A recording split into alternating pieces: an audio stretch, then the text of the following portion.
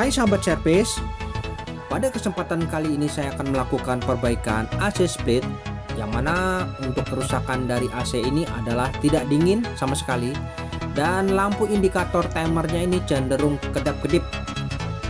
Jadi untuk kerusakan AC ini sama sekali tidak dingin. Baik, saya akan coba lakukan pengetesan terlebih dahulu. Saya hidupkan unit AC-nya dan kita tunggu dalam beberapa menit. Kita rasakan hembusan udaranya ini sama sekali tidak ada terasa sejuk. Oke, untuk kerusakan seperti ini sangat mudah teman-teman ya. Jadi kita langsung saja menuju ke unit outdoor, yang mana kita pastikan apakah unit outdoornya ini bekerja dengan normal. Baik, kita coba lihat dan kita bisa dengarkan. Kita lihat untuk fan pada outdoornya ini tidak berputar, dan unit outdoornya ini untuk kompresornya juga tidak bekerja. Nah, sama sekali tidak ada aktif ya. Jadi sudah terlihat bahwa kerusakan yaitu pada unit outdoor. Untuk itu kita harus matikan terlebih dahulu unit indoornya ya. Kita matikan dulu. Oke, setelah mati kita bisa langsung menuju ke unit outdoor untuk melakukan perbaikan. Dalam hal perbaikan unit outdoor, perhatikan nanti di pipa 1/4 dan 3/8-nya ini nampak basah. Dan modelnya di sini CU PN9RKJ, arusnya 3,9, dayanya 820, menggunakan freon R32. Oke, untuk fan pada unit outdoor tidak aktif, kompresor tidak bekerja, kita sudah tahu. Untuk itu kita akan coba bongkar di bagian unit outdoornya. Pastikan untuk kabel fase dan netralnya ini kita amankan ya. Jangan sampai kita salah dalam mengamankan kabelnya ini ya. Oke, setelah kita amankan, selanjutnya kita bisa lakukan pembongkaran kap bagian atas.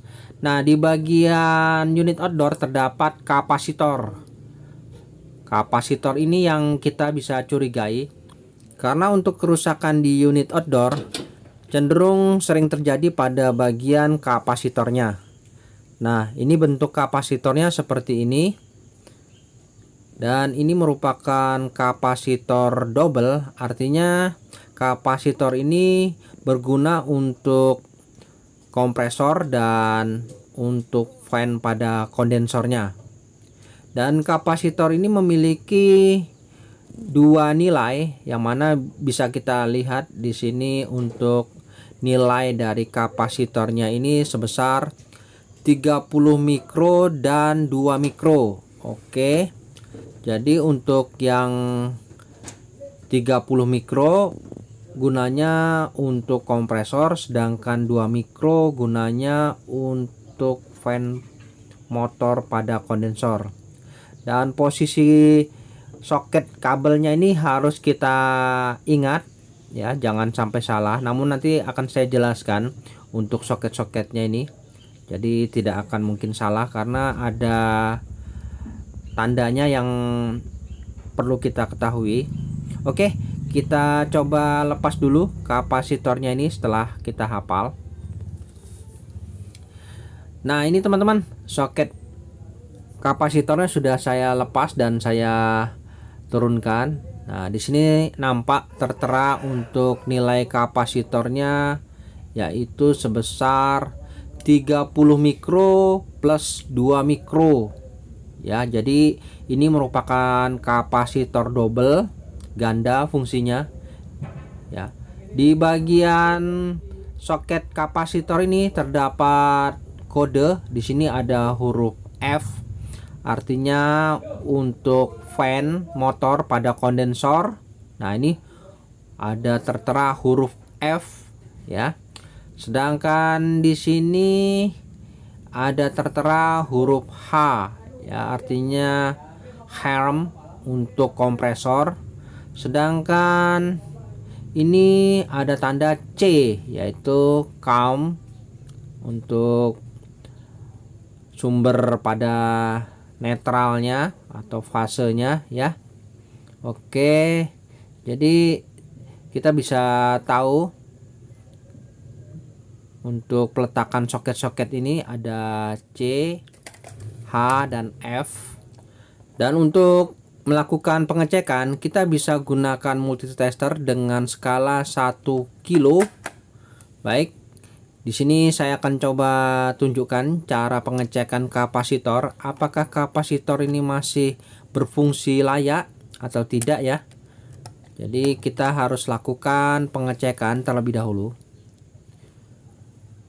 Nah, di sini saya akan coba lakukan pengecekan kapasitornya ini apakah masih normal ya. Kita coba kalibrasi terlebih dahulu untuk multitesternya ya. Setelah itu kita bisa lakukan pengukuran. Dalam hal pengukuran kita bisa lakukan dengan cara kita letakkan di COM dan fan apakah ada pergerakan muatan pada kapasitor ini. Apabila tidak kita bisa balik ya. Tidak ada muatan sama sekali, jadi kita anggap untuk jalur fan ini bermasalah. Kemudian kita coba cek di pin COM dan harm ya, apakah ada muatan juga ya. Ya, tidak ada juga muatan. Jadi kapasitor ini betul-betul rusak juga untuk harmnya. Jadi mungkin kita bisa pastikan lagi apakah benar untuk fan dan harmnya ini mengalami kerusakan kapasitornya ya. Kita coba cari apakah ada pergerakan muatan pada multitester kita. Ya, ternyata tidak ada sama sekali ya. Jadi ini betul-betul sudah rusak semuanya untuk fan dan harmnya.